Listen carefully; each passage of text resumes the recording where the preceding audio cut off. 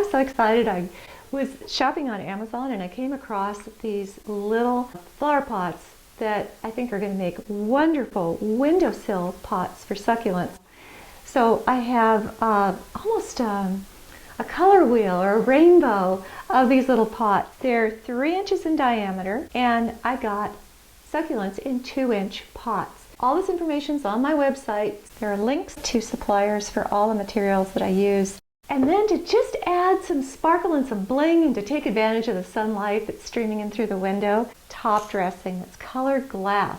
I think in a windowsill arrangement, especially tiny pots like this, it's nice to have glass that'll catch the sunlight and sparkle. But there's a secret to using colored glass top dressings so that they show and they don't disappear in your arrangement. In this pot, I chose the golden sedum, Sedum Adolphii. And it's just slide it out, see what's under the hood, see how high it's coming up. I think that looks about right to me. Just pushing down on the soil to get it in there, filling some gaps. I don't want any soil showing, because this is going to go on a kitchen windowsill, and it's just nicer not to have soil where there's food. Got a lot of pumice in there.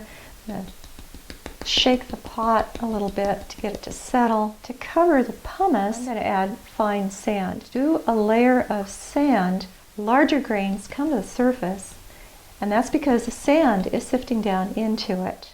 Top dressing is of a finer grain than what's under it. It's just going to disappear over time. Water will force the finer grains downward. The other benefit of using the sand, top dressing is on top of white. It helps the colors of the glass stay true, whereas if it's on top of soil, you might not see the color.